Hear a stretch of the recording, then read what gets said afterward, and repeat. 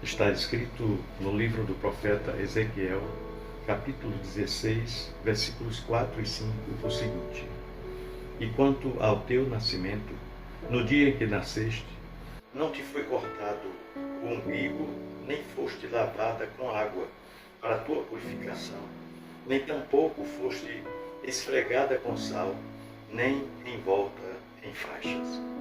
Não se compadeceu de ti olho algum, para te fazer alguma dessas coisas. Compadecido de ti antes, foste lançada em pleno campo pelo nojo da tua alma no dia em que tu nasceste. Meu irmão, minha irmã, há um instante sagrado e eu diria violento que une todos os seres humanos que já caminharam sobre a face da terra. Eu chamo isso de um divisor de águas invisível, que marca a nossa transição da eternidade do oculto para a crueza da realidade temporal. Eu convido você a fechar os olhos por um momento e imaginar o cenário de um nascimento sob a ótica do próprio recém-nascido, sob a perspectiva do recém-nascido. Imagine você, por 9 meses, aquele pequeno ser habitou um santuário perfeito, um ambiente de completa escuridão, uma escuridão mansa, calor constante, audição abafada pelo compasso rítmico e seguro do coração da mãe, onde cada necessidade era suprida antes mesmo de se tornar um desejo. No ventre da mãe não existe fome, não existe frio, não existe o conceito de solidão ou de rejeição. Não há nada disso. Há apenas a plenitude do ser protegido.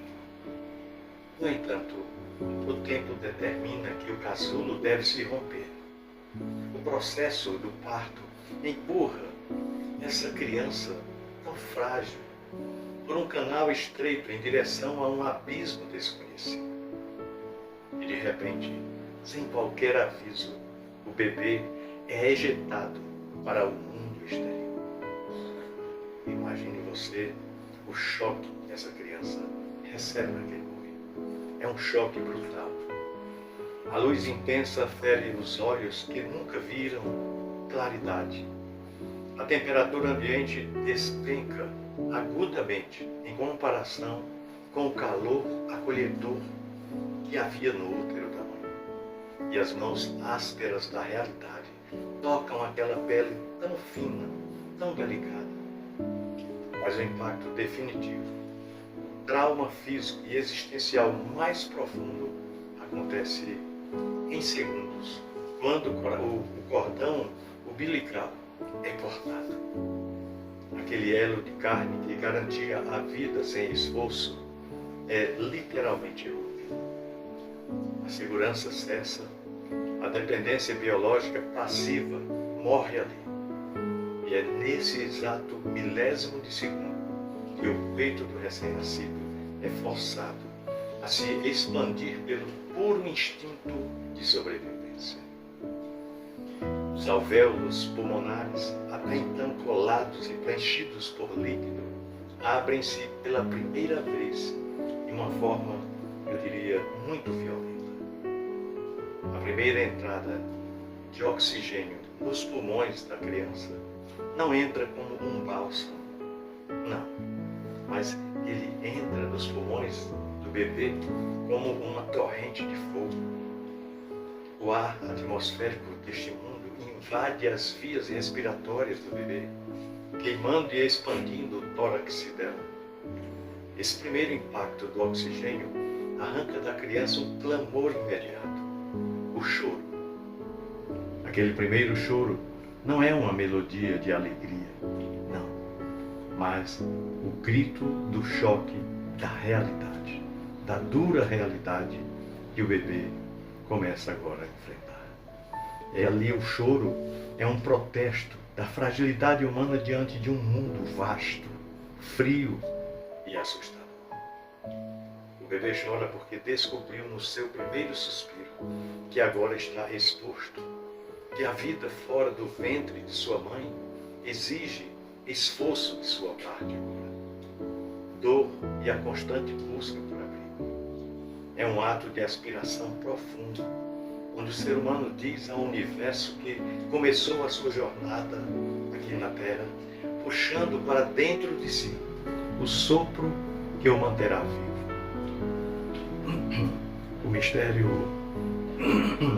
O mistério profundo da nossa existência se revela quando nós percebemos que a vida humana é um parêntese perfeito, que se abre com uma aspiração, aspirando o oxigênio, e se fecha inevitavelmente com uma expiração. Nós passamos décadas correndo, construindo, acumulando e nos agitando, nos inquietando, mas o desenho biológico e teológico de nossa jornada é delimitado por esses dois movimentos pulmonares. Ou seja, no dia em que nós nascemos, nós aspiramos o oxigênio deste mundo, clamando pela vida que nos foi imposta exteriormente. Nós caminhamos por anos, retendo esse ar, trocando-o a cada segundo, usando a energia deste fôlego para falar, para amar, para estudar, para trabalhar e até mesmo para pecar. Contudo, chegará o dia, a hora e o segundo em que o relógio da história pessoal de cada um irá parar. No leito da morte, o último ato do ser humano, sem qualquer exceção, é o oposto exato do primeiro ato. É devolver.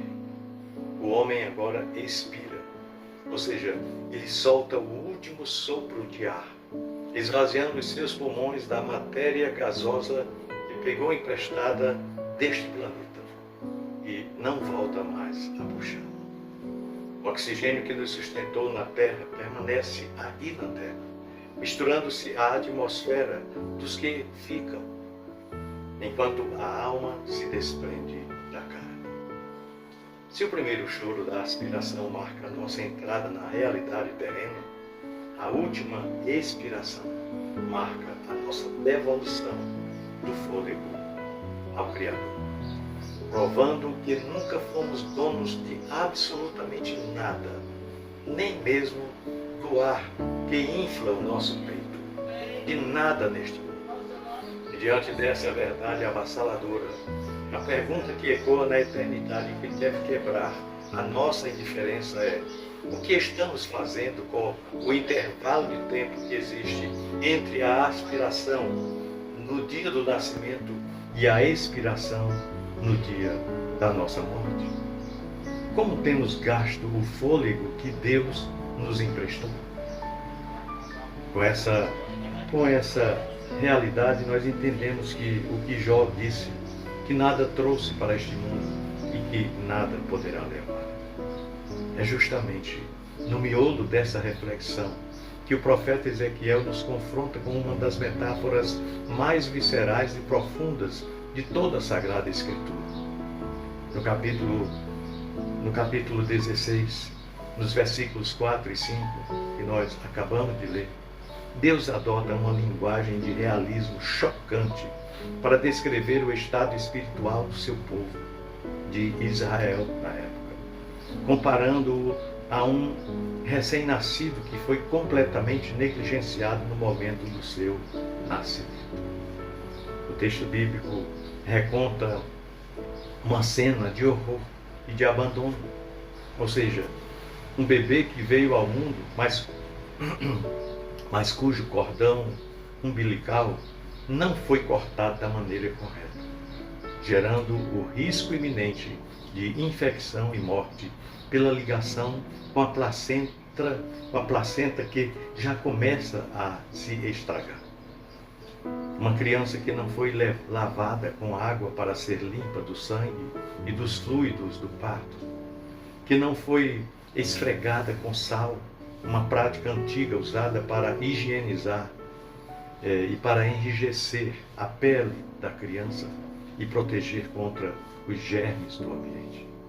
E que sequer foi envolta em faixas protetoras para manter o calor do corpo diante do frio cortante da atmosfera exterior. O texto bíblico diz, o próprio Deus dizendo, quanto ao teu nascimento, ele fala que não houve um único olho que se apiedasse dele. Ninguém sequer se solidarizou com aquela criança. Ninguém que sentisse compaixão, ou que estendesse os braços para socorrê-lo. Pelo contrário, aquele bebê foi lançado em pleno campo aberto. Foi entregue à própria sorte, tratado com desprezo no primeiríssimo dia de sua vida. Essa imagem tão forte e tão dolorosa não é apenas um relato histórico sobre a infância espiritual de Israel. Não. Mas é o espelho perfeito da alma humana longe de Deus. Pois é, sem a intervenção da graça de Deus, nós somos esse recém-nascido, desamparado, abandonado no campo aberto da existência, sangrando, expostos às intempéries do pecado, sufocados pelo choque de uma realidade que não conseguimos jamais controlar e destinados a morrer no próprio desespero se ninguém vier nos socorrer. Quando nós olhamos para a nossa geração atual, geração tão agitada, tão distraída, não é mesmo? Tão ocupada, nós percebemos que o drama do recém-nascido abandonado de Ezequiel, capítulo 16, se repete de uma forma moderna, sofisticada e extremamente perigosa. Nós vivemos em uma era marcada por uma agitação sem precedentes. Um tempo onde a velocidade substituiu a profundidade, onde o barulho soterrou o silêncio. A humanidade contemporânea corre freneticamente de um lado para o outro, impulsionada pelas notificações dos telefones, pelas demandas do mercado de trabalho e pela busca incessante por status, por entretenimento e por aceitação visual. Infelizmente, nós nos tornamos uma sociedade hiperconectada externamente, porém tragicamente desconectada de nossa própria essência e principalmente do nosso Criador. O homem moderno já acorda respirando a ansiedade dos prazos e quando vai dormir, ele já vai dormir esgotado pelo excesso de informações que não conseguiu processar durante o dia. Essa é a realidade da nossa geração. Uma geração cansada de correr, cansada de se movimentar e, o pior, muitas vezes cansada do entretenimento excessivo. Essa agitação contínua, ela é nada mais do que um sintoma gritante do mesmo choque e desespero daquele bebê lançado em campo aberto. No fundo, a nossa geração está correndo para tentar esquecer a sua própria fragilidade, a sua vulnerabilidade. Nós criamos ruídos tecnológicos e agendas lotadas para abafar o vazio ensurdecedor da nossa alma, que percebe, ainda que inconscientemente, que o seu coração, ou melhor, que o seu cordão umbilical com a eternidade parece estar rompido. Nós tentamos nos lavar com as águas do prazer imediato, tentamos nos proteger com as faixas do materialismo e do sucesso humano, mas o frio da solidão espiritual continua a nos congelar por dentro.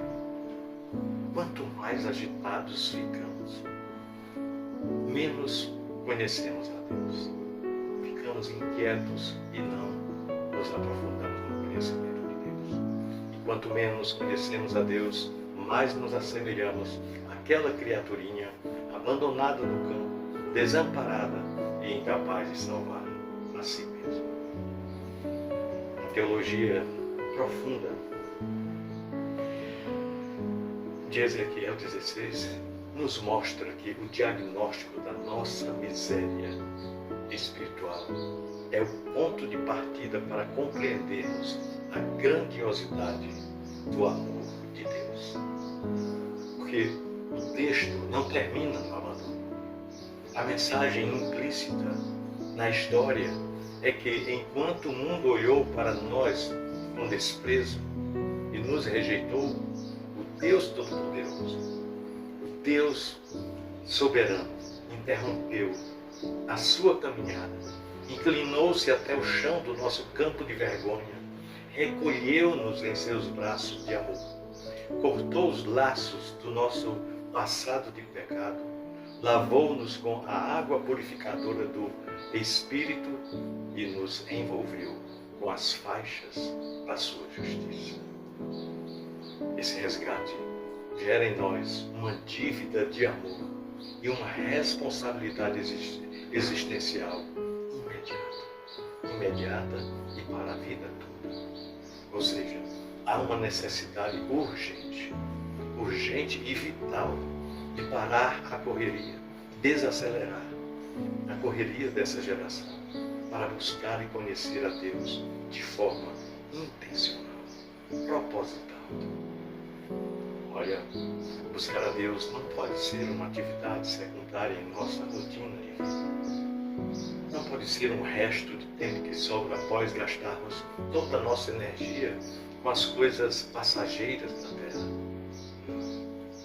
Conhecer ao Senhor é a própria razão pela qual o ar entra e sai dos nossos pulmões nesse exato momento. O profeta Oséias já clamava: conheçamos e prossigamos em conhecer ao Senhor. Pois é, na agitação dos nossos dias, buscar a Deus exige coragem, determinação para desligar as telas, silenciar as vozes do mundo e entrar no quarto secreto da oração e da meditação da sua palavra. Significa entender que a nossa alma necessita da presença divina tanto quanto os pulmões do recém-nascido necessitam do oxigênio. Sem esse conhecimento íntimo e real de Deus, a nossa vida cristã se torna uma mera casca religiosa, apenas uma rotina de aparências que não resistirá ao dia em que tivermos de devolver o sopro da vida, no último dia de nossa existência aqui na Terra. Para que a nossa caminhada nesta Terra faça valer a pena, tenha realmente sentido, nós precisamos alinhar o nosso coração com essa perspectiva eterna, transformando o nosso tempo em um testemunho vivo do poder de Deus. Ser cristão numa geração corrompida e acelerada significa viver na contramão do sistema deste mundo. Enquanto todos correm atrás de glórias que vão virar poeira um dia, nós devemos correr para os braços daquele que nos resgatou do campo aberto da morte. Fazer a vida valer a pena é entender que cada respiração que damos é um milagre sustentado pela misericórdia de Deus e que por isso cada atitude, cada palavra e cada escolha e decisão nossa deve glorificar o seu santo nome. Olha, meu querido irmão, minha amada irmã, nós não fomos salvos para vivermos isolados ou indiferentes à dor dos outros, o sofrimento do nosso próximo. Não. Nós fomos limpos, curados e enfaixados por Deus para nos tornarmos os seus braços que alcançam os necessitados e desesperados dessa era tão agitada e superficial. O mundo está cheio de pessoas que ainda estão vivendo o trauma do abandono espiritual chorando o choro do desespero e sufocando na atmosfera do pecado.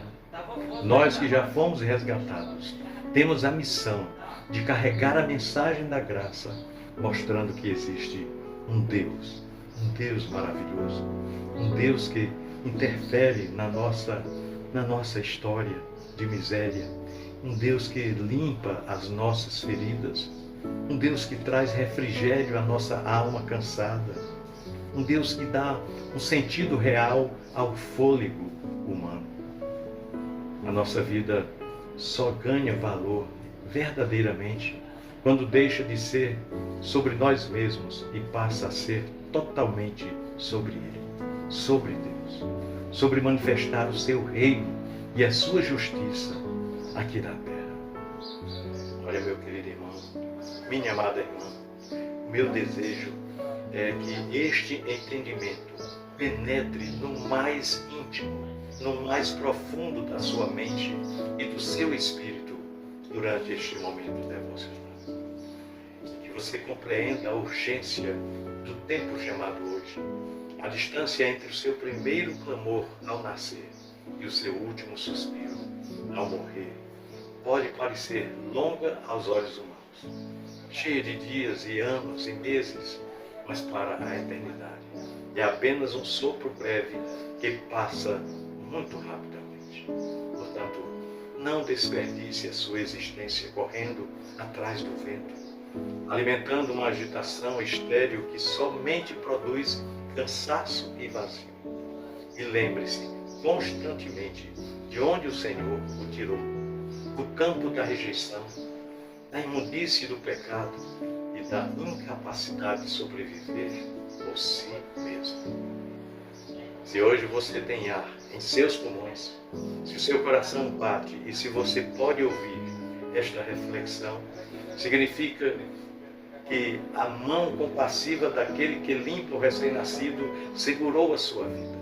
Portanto, tome a decisão firme, aqui e agora, de consagrar cada suspiro restante da sua vida, da sua existência, ao conhecimento de Deus. Faça a sua vida valer a pena. Que o seu caminhar seja tão profundamente marcado pela presença do Senhor, que quando chegar o momento inevitável de expirar a última gota de oxigênio do seu pulmão e devolver o fôlego a Deus, você não entregue uma alma vazia e assustada, mas sim o espírito de um servo bom e fiel que usou cada partícula de ar para adorar o Rei dos Reis e deixar o rastro de luz, de sal e de salvação neste mundo tão necessitado. Pensemos nisso, no amor de Cristo. Amém.